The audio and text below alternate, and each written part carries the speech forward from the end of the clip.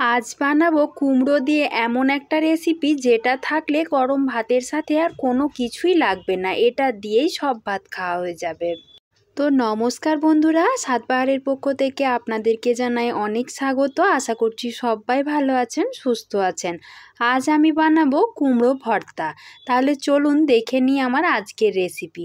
সবার প্রথমে আমি এখানে ছোট্ট একটা টুকরো কুমড়ো নিয়েছি। তারপর কুমড়োটার খোসা ছাড়িয়ে এভাবে ছোট ছোট স্লাইস করে কেটে নিয়েছি। খুব পাতলা করেই কেটেছি। আর আমি এখানে কাঁচা কুমড়ো ব্যবহার করেছি, আপনারা চাইলে কিন্তু মিষ্টি কুমড়ো দিয়েও একইভাবে ভর্তাটা বানাতে পারেন। এবার কুমড়োটার সাথে আমি দিয়ে দিচ্ছি সামান্য লবণ আর হলুদের গুঁড়ো। এটা মাখিয়ে আমি 5 মিনিট থেকে 10 মিনিটের জন্য রেখে দেব। আপনারা চাইলে সাথে সাথেও কুমড়োটা ভাজতে পারেন। এইভাবে রেখে দিয়ে কুমড়োটা ভাজলে কিন্তু কুমড়োটা খুব তাড়াতাড়ি সেদ্ধ হয়ে যায়। এবার আমি কুমড়োটা ভেজে নেব। তার জন্য কড়াইতে দিয়ে দিয়েছি কিছুটা পরিমাণ তেল। তেলটা গরম হয়ে গেলে আমি কুমড়োগুলো দিয়ে ঢাকা দিয়ে মিডিয়াম ফ্লেমে কিছুক্ষণ সময় ধরে ভালো করে ভেজে নেব, যাতে কুমড়োটা ভালো করে সেদ্ধও হয়ে যায় আর ভালো করে ভাজাও হয়ে যায়। কুমড়োটা ভাজা হতে থাকুক, ততক্ষণে যদি আপনারা আমার চ্যানেলে নতুন বন্ধু হয়ে থাকেন তাহলে প্লিজ চ্যানেলটাকে সাবস্ক্রাইব করে দেবেন আর পাশে থাকা নোটিফিকেশন বেলটাও অন করে দেবেন, যাতে চ্যানেলে নতুন রেসিপি দেওয়া মাত্রই সবার আগে আপনার কাছে নোটিফিকেশন চলে যায়। কথা বলতে বলতে এদিকে আমার কুমড়োগুলো ভালো করে ভাজা হয়ে গেছে। আমি এখন তেল থেকে কুমড়োগুলো অন্য একটা জায়গাতে তুলে নিচ্ছি।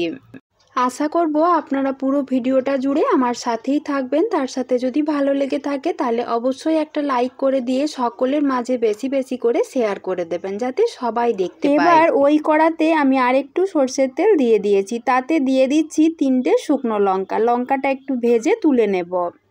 যে কোনো ভর্তা কিন্তু একটু ঝাল ঝাল খেতে বেশি ভালো লাগে, তবে আপনারা যদি বেশি ঝাল খেতে পছন্দ না করেন সেই রকম ক্ষেত্রে লঙ্কাটা বাড়িয়ে বা কমিয়েও নিতে পারেন। এবার লঙ্কাগুলো ভেজে আমি তুলে নিচ্ছি। তারপর ওই তেলে আমি দিয়ে দিচ্ছি 6 থেকে 8টা মতো রসুন কোয়া। রসুনটাও ভালো করে একটু ভেজে তুলে নেব। রসুনটা ভেজে তুলে নেওয়া হয়ে গেলে ওই তেলে আমি দিয়ে দিচ্ছি ছোট্ট একটা চামচের 1 চামচ কালো জিরে। কালো জিরেটা ভাজা হয়ে গেলে তার সাথে আমি দিয়ে দিচ্ছি একটা ছোট সাইজের কোঁচানো পেঁয়াজ। পেঁয়াজটা আর কালো জিরেটা ভালো করে ভেজে তুলে নেব। সব কিছু ভেজে তুলে নিয়েছি। এবার সব ঠান্ডা হয়ে গেলে আমি ভর্তাটা মেখে নেব।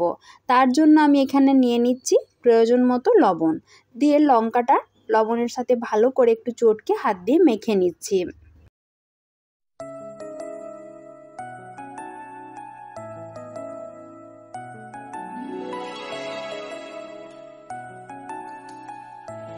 পেঁয়াজ রসুন লঙ্কা সব একসাথে মেখে নেওয়ার পর আমি ভেজে রাখা কুমড়োগুলো দিয়ে দিচ্ছি, দিয়ে হাত দিয়ে ভালো করে মেখে নিচ্ছি। সমস্ত কিছু ভালো করে মেখে নিয়েছি। এবার দিয়ে দিচ্ছি কাঁচা লঙ্কা কুচি, পেঁয়াজ কুচি আর সামান্য পরিমাণ ধনেপাতা কুচি, দিয়ে আবারও সব কিছু ভালো করে মেখে নেব। এই মেখে নেওয়ার কাজটা কিন্তু ভালোভাবে করতে হবে, যেমন একটুও গোটা গোটা না থাকে, তাহলে কিন্তু খেতে ভালো লাগবে না। এবার ভর্তা আমার পুরোপুরি রেডি। আমি সবশেষে দিয়ে দিচ্ছি সামান্য পরিমাণ একটু কাঁচা সরষের তেল, কেননা যে কোনো ভর্তা কিন্তু সরষের তেল ছাড়া একদমই অসম্পূর্ণ। দিয়ে আবারও হাত দিয়ে ভালো করে একটু মেখে নিলাম। আর কি, এবার গরম গরম ভাতের সাথে থাকে যদি এই রকম কুমড়ো ভর্তা, আর কোনো কিছুই লাগবে না, এটা দিয়েই সব ভাত খাওয়া হয়ে যাবে। এটা খেতে এতটাই টেস্টি যে আপনারা না বানিয়ে খেলে বুঝতেই পারবেন না। তাহলে বন্ধুরা, আপনারাও এই সহজ আর সিম্পল রেসিপিটা একবার হলেও বানিয়ে দেখবেন। আর কেমন লাগলো সেটা কিন্তু কমেন্ট করে জানাতে ভুললে একদমই চলবে না। তার সাথে রেসিপি ভালো লাগলে একটা লাইক আর সকলের মাঝে বেশি বেশি করে শেয়ার করবার অনুরোধ রইল। আজকের মতো এই পর্যন্তই। আবার দেখা হচ্ছে পরবর্তী ভিডিওতে। সবাই ভালো থাকবেন, সুস্থ থাকবেন। ধন্যবাদ।